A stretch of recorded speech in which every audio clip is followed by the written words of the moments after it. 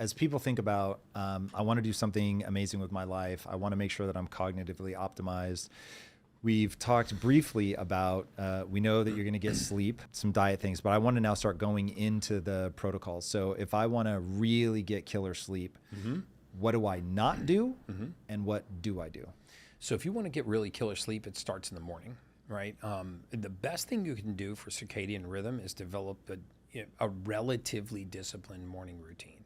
And you know, I have a morning routine, but I also think that what happens is that people that develop a morning routine and then quit it, or they do it kind of sometimes and don't do it sometimes, they're sort of doing themselves this disservice. They're breaking all these little promises to themselves. They go, I'm going to go to bed at 10 o'clock tonight. And they go to bed at 1:30 in the morning, right? They just consistently let themselves down. If you started with little nuggets, you know, give yourself little wins. I'm going to go to bed at 10 o'clock tonight. Go to bed at 10 o'clock. And so with sleep, I would say there's 4 things. Number one, depending on where you live in the world, waking with the sun is arguably the best idea in the world because, you know, morning light has a very special type of light. There's no UVA, there's no UVB rays in morning light, so you can't damage your skin. It has healthy blue light, not the kind of blue light that comes from your screen, but very healthy blue wavelengths of light that regulate not only melatonin, but they also regulate cortisol receptors. So it helps restore that circadian pattern. Also, going to bed around the same time within an hour of your scheduled bedtime every single night. Going to bed at 10:30 one night and 1 a.m. the next night and then midnight and then 9:30 and then 2 o'clock in the morning, that is horrible for your circadian rhythm. And within 30 minutes of waking, do the same thing over and over and over again. So in other words, I wake up within 30 minutes of waking, I am out on my balcony with my skin exposed to sunlight, and I am doing 3 rounds of 30 breaths. If I can, I am touching the surface of the earth. If I can't, I sleep on a PEMF mat. But I wake up within 30 minutes, I've hydrated, and I've gone outside, and I've done 3 rounds of 30 breaths and exposed my skin to sunlight like clockwork. My wife will tell you I never, ever, ever miss. Even in Colorado? Even in Colorado. In December? In December, in January, in Colorado. I mean, aging is the aggressive pursuit of comfort. It's so sad that people don't want to go outside, it's too cold. They don't want to go outside, it's too hot. We got to stop telling grandma just to lay down, just to relax, to eat at the first pang of hunger. Aging is truly the aggressive pursuit of comfort. There's rarely a temperature that we can't deal with. But if you can't deal with the temperature outside, expose your skin to sunlight. Even if you have to go sit by a window, expose your skin to sunlight. Does that count? So I wake up very early. Okay. And I often wonder, okay, so 9 times out of 10, I'm going to be in the midst of working. I'm not really going to notice when the sun is coming up. Right. But oftentimes I'll be like, oh, wow, yeah, I've been sitting here and the sun is now hitting me in my eyes and I'm noticing it. And I'm like, wait, do I need to go outside or is it okay that I'm getting the sunlight through the window? It's okay to get the sunlight through the window. But what I'm saying is within 30 minutes of waking, have a routine that you do every day. So for example, I use breathwork to control my circadian rhythm. Now, I have to imagine that it's not enough to do the same thing. I have to do the right thing over and over and over. Right. I would say, so for example, for people that do breathwork, develop a breathwork routine. I do 3 rounds of 30 breaths with a breath hold in between. What do you mean by that? What is a round of breathing? So I do 30. It's a Wim Hof style of breathing. The reason why I like it is that no matter where I am in the world, you can do it. You can do it in a hotel room. You know, a few weeks ago, we were in 11 cities in 9 days. And some of them were on opposite sides of the world. I went from LA to Dubai and then Bahrain and New York. And so I was changing a lot of time zones. But within 30 minutes of waking every single day, I sat and oriented myself, preferably in sunlight. I couldn't always do it. But I did 3 rounds of 30 breaths. So I would take 30 obnoxiously deep breaths. I mean, literally like my head had been underwater for a minute and a half and I didn't think it was ever going to break the surface again. Like obnoxiously deep breaths. If you're in a hotel, people should think that there's some silliness going on in the room next to them. So, and on the 30th breath, I exhale and I hold my breath as long as I can.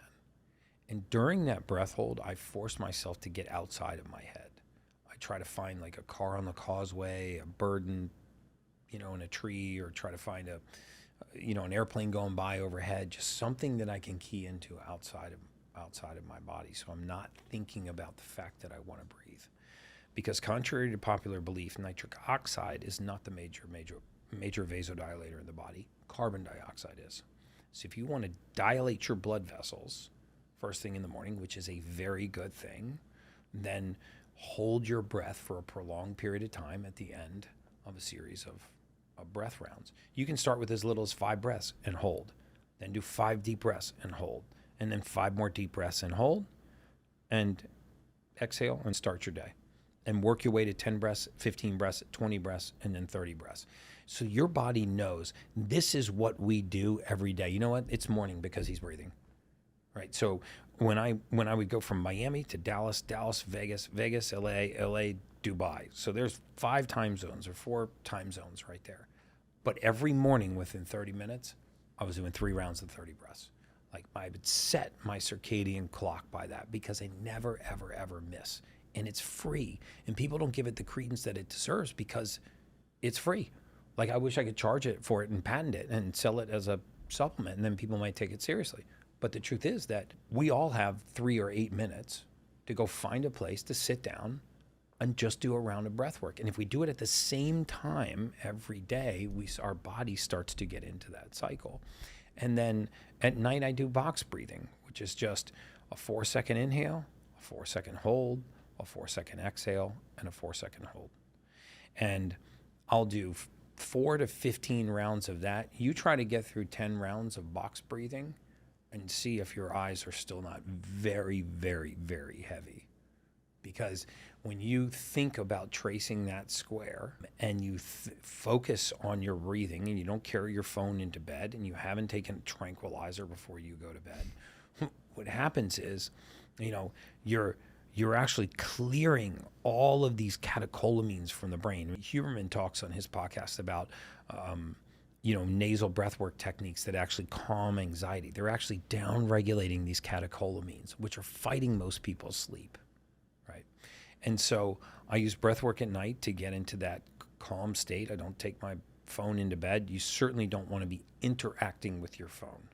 There's a difference between interacting with Instagram, like 1 second you're watching a fight and the next second you're watching somebody argue with their girlfriend, and the next second you're watching this guy speeding in a boat down the river, or reading, right? Reading on your phone in low light has a fraction of the waking impact that interacting with your phone has, where you're scrolling and you're clicking to another story and you're curious who posted, and then you look at their profile and you're scrolling through their profile. That activity is very stimulating to your brain. Reading is very calming for your brain. So I would say, develop a good breathwork technique at night. Get consistent about your morning routine. If you can, get into sunlight, touch the earth, do a round of breathwork, and take a cold shower instead of taking a regular shower. Does it matter what time you go to bed? I would prefer that you go to this bed at the same time every night than that you go to bed at a specific hour, right? There is some research that says for every hour before you go to bed, before midnight, it compounds the amount of time you have to spend in bed after midnight. I haven't really been able to correlate that to any really sound clinical study, and I'm not an expert on sleep, but what I can tell you is that routine and consistency, especially with digestion, is the most important thing for your circadian clock. Like when people travel, eat at the same time? Eat at the same time and never eat during your sleeping window. So for example, like my biggest travel hack that I never hear anybody talk about is when you're constantly switching time zones, we are way more tied to digestion than we are the sleep-wake cycle of the sun, right? So let's say that you finish. Yeah. I know where you're headed with this. Taking notes. So let's say you live on the East Coast, right? So you live in Miami and you go to bed at 10 p.m. and you get up at 6 a.m. Yep. Okay, so let's just say you go to bed at 10, you get up at 6. Now you go to London. Okay, so you're 6 hours ahead. If you're in London and you eat during your normal sleeping window, you're screwed. I don't care how much grounding, earthing, breath work, or sunlight exposure you get. You will never adjust to that time zone. So in other words, take your sleeping window from 10 p.m. to 6 a.m. and slide it to your new time zone, which would now be 4 a.m. to noon, right? So you're still eating on Miami time. So you're still eating on Miami time and not eating during your normal sleeping window. If you want to try this out, just set your alarm for 3:30 this morning. Wake up and have like, a 3 egg omelet and a slice of wheat toast and a fistful of berries and try to go back to bed. No chance. Yeah, that would never work. Now, I will say, so I travel a fair amount, maybe not as much as you, certainly not at this point where you're really pounding the media tour. Yeah. But I travel a lot, and I'm married to a Brit, so I've done the LA to London thing many, many, many times. I've done LA to Tokyo. I've done LA to Dubai, LA to Kuwait, like all over the place.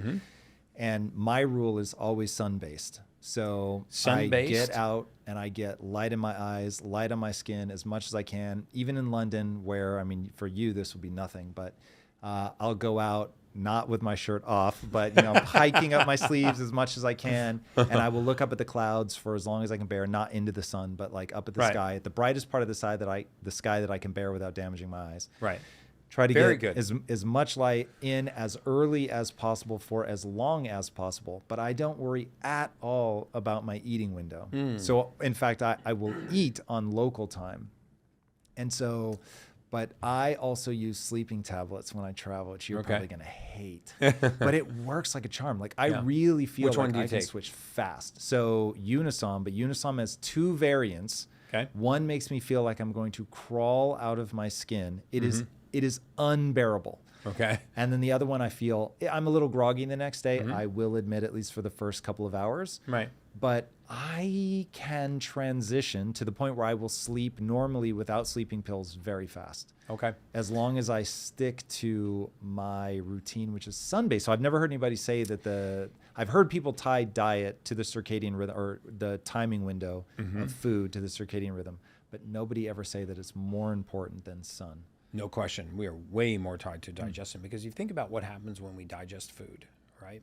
The amount of blood and therefore the amount of oxygen in our system is fixed. So it can't be here and here at the same time. Digestion is a very blood-intensive, oxygen-intensive process. This is why if you eat high glycemic foods, which raise your blood sugar very quickly, the reason why you get tired is because it takes more blood, more oxygen to digest those foods. Right. So if I stood you in front of a thermograph, that was reading the heat in your body, and you saw that before you started to eat, your head was glowing bright red and orange, lots of heat, lots of oxygen in your brain. And then you eat a very high carbohydrate meal, a basket of bread, some rice or a bowl of pasta, right, and had a glass of orange juice. Now, all of a sudden, you would watch as your head cooled and the blood left the head and it diverted to the intestinal tract. Well, everything that you perceive about energy is nothing more than oxygen in your blood. So if you told me, Gary, I had a lot of energy today, physiologically what you're saying is I had a lot of oxygen in my blood today.